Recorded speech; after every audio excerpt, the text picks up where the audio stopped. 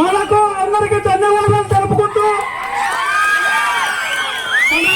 మన గ్రామాలు అభివృద్ధి చెందాలంటే శ్యామబాబు రేపు 12వ తారీఖు సైకిల్ గుర్తుపై ఓటు చెప్పడం జరిగింది. దాంట్లో ముఖ్యంగా ఆడవాళ్ళ కోసమే చాలా ఎక్కువ పథకాలు పెట్టారు.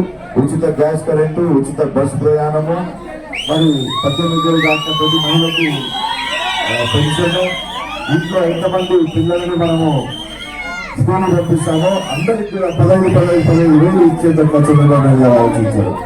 అందుకంటే ముఖ్యం మన వాళ్ళు మన గ్రామస్తులు అడిగేది స్టేషన్ రోడ్. అవునా కాదా?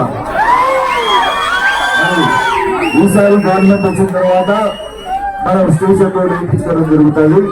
అదే కాకుండా మన ఊర్లో ఎవరెవరైతే అడ్డం పడుతున్నారో, ఎవరెవరైతే కావాలని తలకాయ నొప్పులు చెప్తున్నారో వాళ్ళందరినీ మీరు ఎవరు తలుపుకోకండి. ఆ పని నాదే, నన్ను చేయండి.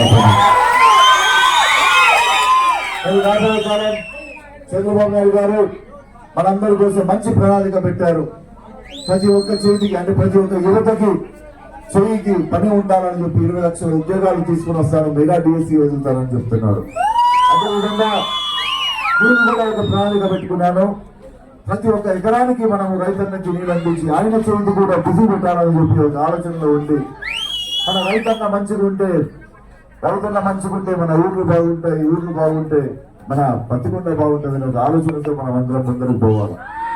మరి రాబోయే కాలం 100% చంద్రబాబు నాయుడు గారి కాలం. మనము ప్రతి ఒక్కరు కూడా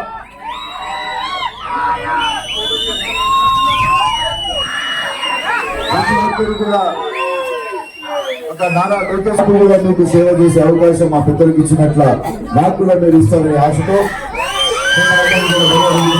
దయచేసి 2 ఓట్లు తెలుగుదేశానికి వేయండి. రాబోయేది చంద్రబాబు నాయుడు గారు. మనం అత్యంతంగా మెజారిటీతో మనం కూడా గౌరవవుతున్నాము. ఎక్కడైతే సంక్షేమం ఆగిపోయిందో, ఎక్కడైతే అభివృద్ధి ఆగిపోయిందో అక్కడి నుంచి మనం మగ్గులు పెట్టుకొని ప్రతి ఒక్క చెరువు కూడా మనం నీళ్ళు నింపుకొని, ప్రతి ఒక్క కుంటకు కూడా మనం నీళ్లు నింపుకొని, ప్రతి ఒక్క ఇల్లు కూడా సంతోషంగా ఉండేటట్టు చేస్తానని చెప్పి మీ అందరూ కూడా వాగ్దానం చేస్తూ సెలవు చేసుకుంటాను. జై తెలుగుదేశం, జై చంద్రబాబు నాయుడు, జై జనసేన.